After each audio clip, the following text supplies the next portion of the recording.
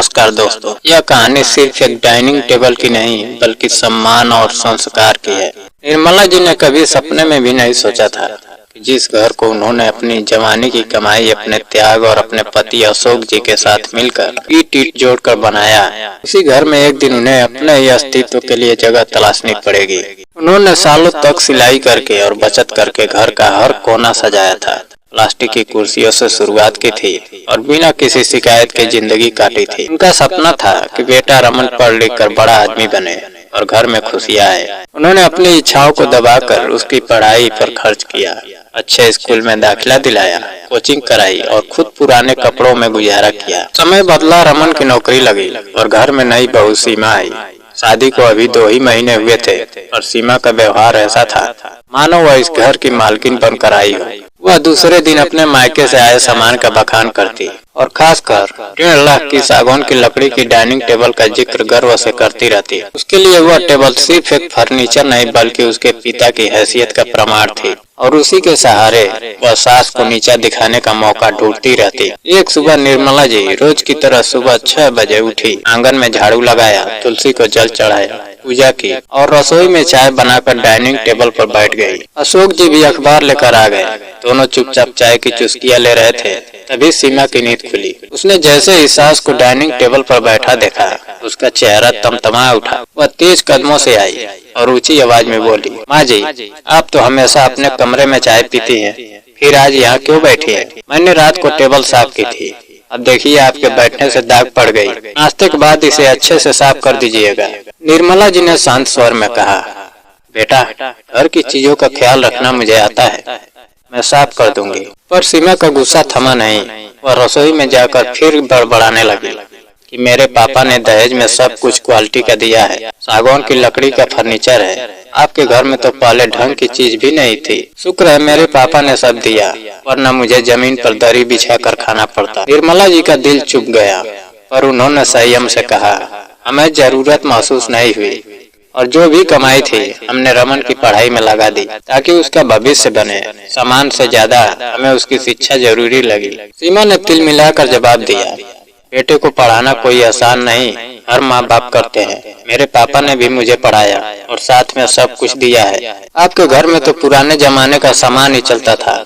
यह सुनकर निर्मला जी चुप हो गई। उन्होंने सोचा नई पीढ़ी है, समझ जाएगी। दिन बीतते गए और सीमा का व्यवहार और कठोर होता गया। वो कभी सास को डाइनिंग टेबल से उठाती तो कभी अपने कमरे में बैठने से रोकती। उसे पसंद नहीं था कि सास उसके बेड पर बैठे या उसके सोफे पर आराम करे। एक दिन पड़ोस की महिलाएं चाय पर आई और डाइनिंग टेबल पर बैठ गई। निर्मला जी ने संकोच के साथ उन्हें बैठाया ही था कि सीमा आ गई। उसने सबके सामने चिल्लाते हुए कहा, मैंने कितनी बार कहा है मेरी डाइनिंग टेबल पर मत बैठा करो, खुद तो बैठी हो, अब पूरे मोहल्ले को बैठा दिया। अभी के अभी उठो और नीचे दरी बिछा कर बैठो और बाद में टेबल अच्छे से साफ करना। पड़ोस की महिलाएं असहज हो उठी। रमन ने स्थिति संभालने की कोशिश की और सीमा को कमरे में ले गया, जहां उसने फिर वही घमंड दोहराया कि इतने महंगे फर्नीचर पर सबको बैठना नहीं आता। रमन का मन दुख से भर गया। उसने बचपन से माँ का संघर्ष देखा था। वह जानता था कि इस घर की नींव माँ की मेहनत से पड़ी है। उसने सीमा को समझाया कि इस घर में माँ का भी उतना ही अधिकार है जितना तुम्हारा, पर सीमा के कानों तक उसकी बात नहीं पहुँची। कुछ दिन बाद रमन ने चुपचाप एक निर्णय लिया। अगले दिन सुबह घर के बाहर एक बड़ा ट्रक आकर रुका। पड़ोसी हैरान थे।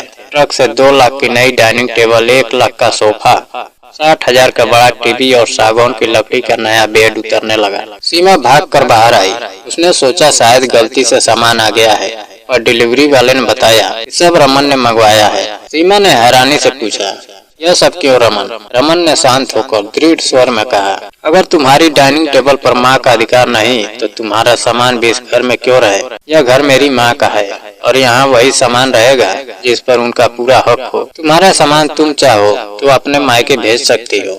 सीमा के पैरों तले जमीन खिसक गई। उसे पहली बार एहसास हुआ कि अधिकार जताते हुए उसने रिश्ते की मर्यादा भुला दी थी। वह सोचने लगी, अगर सामान वापस गया तो मायके में क्या जवाब देगी, और अगर यहाँ रहा तो बिना माँ को अपमानित किए कैसे रहेगी। वह भागकर निर्मला जी के पास गई और रोते हुए बोली, माँ जी, मुझसे गलती हो गई। मैंने अहंकार में आकर आपको दुख पहुँचाया। आप इस घर की मालकिन हैं। मैं वादा करती हूँ अब कभी आपको रोकूंगी नहीं। आप जहाँ चाहे बैठे, जिस सामान का चाहे उपयोग करें। नया सामान वापस कर दीजिए। मुझे अपनी गलती सुधारने का मौका दीजिए। अशोक जी ने गंभीर स्वर में कहा, बहू, हमने तुम्हें बेटी मानकर घर में लाया है। अधिकार के साथ कर्तव्य भी निभाने पड़ते हैं। परिवार में सम्मान सबसे बड़ा धन होता है। सीमा की आंखें झुक गई। उसने पहली बार महसूस किया कि जिस सागौन की लकड़ी की टेबल पर वह घमंड कर रही थी, वह अभी तब तक बेकार है जब तक उस घर में बैठने वालों के बीच प्रेम ना हो। रमन ने ट्रक वाले को कुछ पैसे देकर सामान वापस कर दिया। उस दिन शाम को पहली बार सीमा ने खुद सास के लिए चाय बनाई और डाइनिंग टेबल पर उनके पास बैठकर कहा, माँ जी, आज आप मेरे साथ बैठकर खाना खाइए। यह घर आपका है।